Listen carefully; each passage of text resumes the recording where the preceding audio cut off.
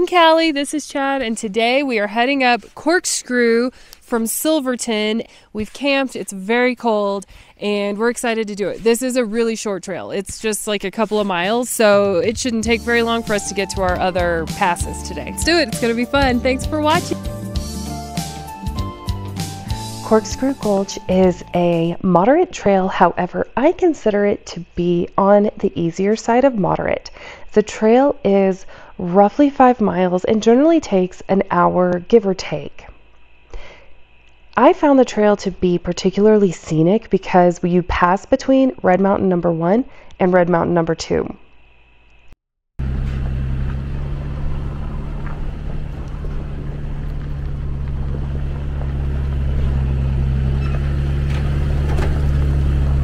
Corkscrew was fun because the most exciting part of the trail was actually in the beginning, where we came in from Silverton, had tight turns and a lot of really steep, short climbs.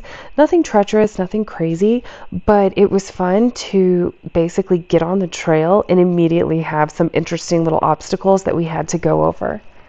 We accessed Corkscrew Gulch from Highway 550, and it led us to Hurricane Pass.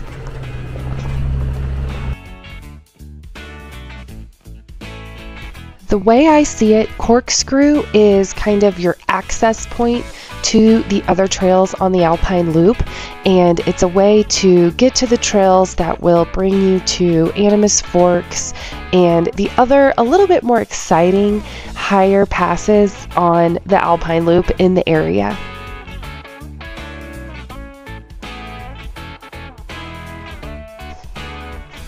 According to Colorado Backroads and Four-Wheel Drive Trails by Charles A. Wells, Corkscrew Gulch has a very interesting history. There is actually a corkscrew-covered turntable that was used by the Silverton Railway. The gulch was too tight for trains to be able to turn around, and so the direction of the entire train could be reversed by turning around each car. Here the trail splits, but they both join back up and reconnect, and so either way you go, you're going to still wind up going in the correct direction.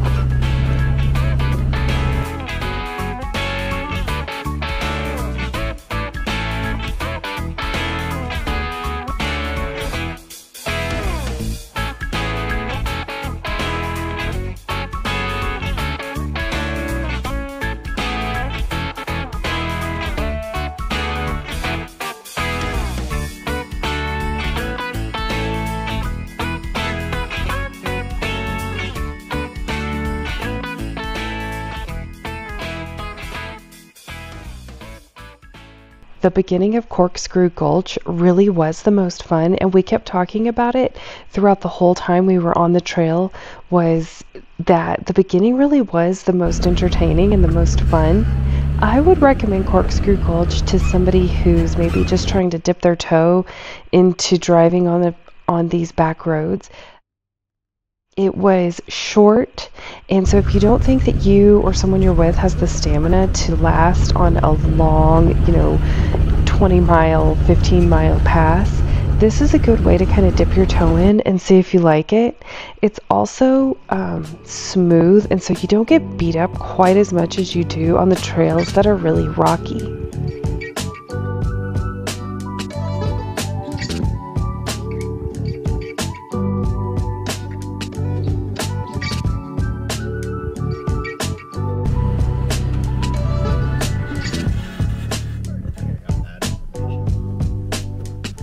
This was actually a 2-day trip for us.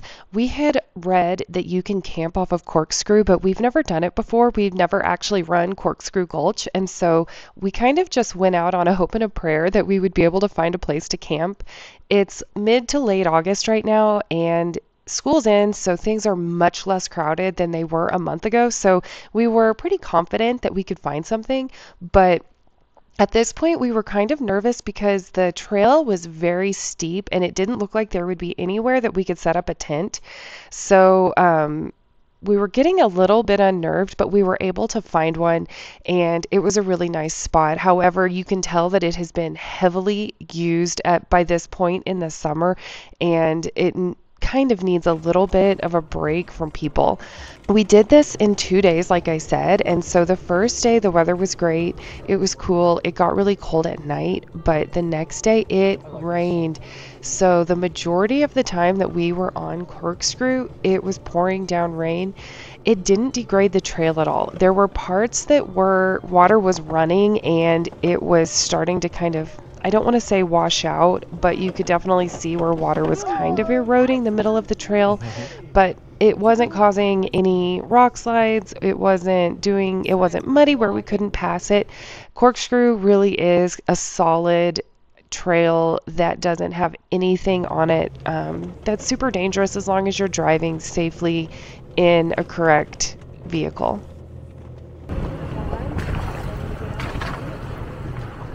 This is day 2. This is the day after we were camping. The day started out with clear skies for the most part, but that did quickly change.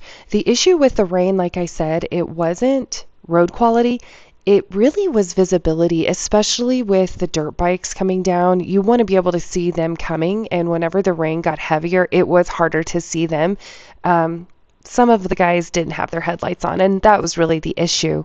But we had to make the decision of whether we wanted to continue or not, and we were able to find a little FM radio station that came in very clearly, and it did give a weather report because there is no cell signal up here to be able to check the weather. And so we were grateful for this little radio station telling us that it was just passing showers. Give him plenty of room. Yep, guys. It's hail. We've pulled over to let the storm pass, and we're gonna get going pretty soon because it seems like it's letting up. There's no major lightning or anything, so I think it's gonna be okay for us to continue on. There's some blue skies peeking out, so let's hit the road again. So where we stopped is kind of an established area with maintained toilets, and we've seen other people camping around here. So if you need a place to stop, this is a good option. It's very clean here.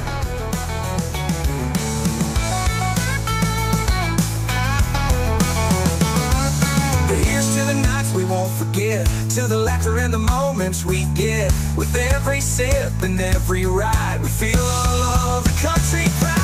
Mud riding, whiskey sipping, cooler full of beer, but we ain't tripping. Country girls in the cut-off jeans, living the dream, know what I mean. Summer nights we're going strong, dancing in the mud all night long.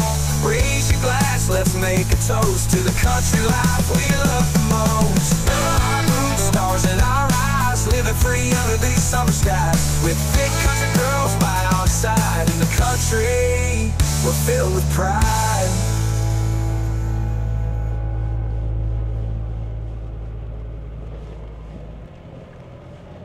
When we left the rest area, the rain had let up a little bit, but as we progressed on, it became a lot more heavy.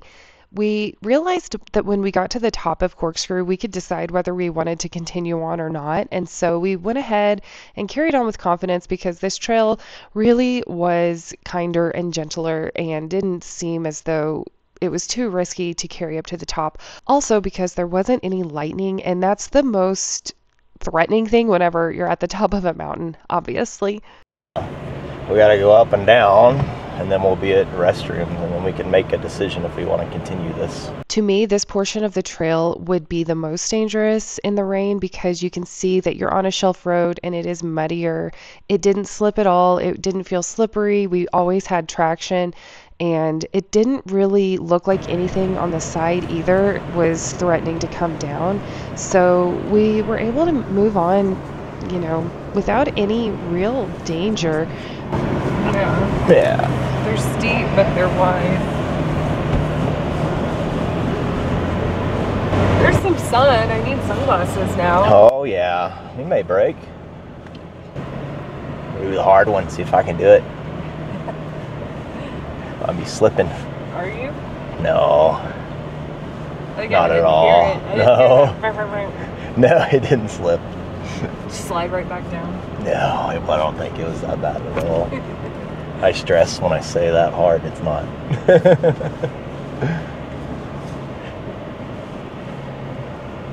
We did wait for people, and we made sure that we weren't passing anybody in any narrow spots. So we really took our time waiting and giving people right of way.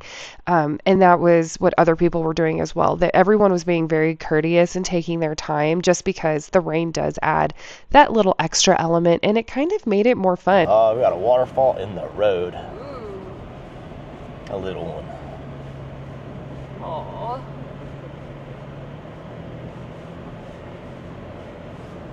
Most of the trails that we've gone on this summer have had threats of rain, chances of rain, and it never actually opened up and rained. So it was kind of fun this time to have that, you know, experience.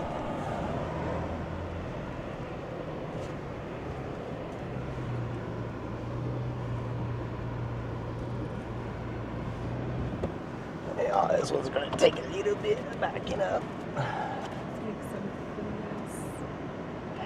Just a little.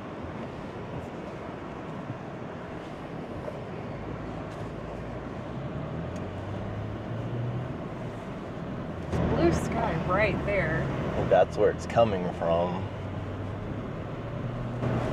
Corkscrew can be a confusing trail because there are so many offshoots on the Alpine Loop that kind of converge around this trail. So be sure that you have a plan or have a map or Onyx or something, because once again, you don't have cell signal up here, and you want to make sure that you're going where you want to go. And you're not going off onto a trail that is more challenging or takes you in the opposite direction of where you need to head back into town. I see the top of something. The decision had to be made when we reached the top whether or not we were going to turn back, and the rain decided to let up and the sun started to peek out, so we could go ahead and move forward. Are we at the top? We are on Ure 20A. Yeah, on the stretch.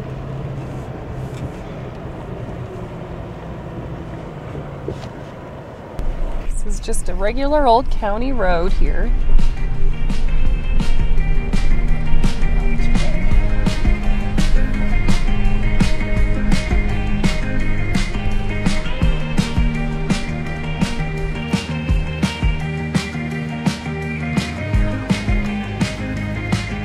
I hope you guys enjoyed Corkscrew. It was fun. It was rainy, but it was worth it. So now we're going to head up Hurricane. That'll be in a separate video, the Hurricane California. So be sure to check those out. Thanks for watching. Bye.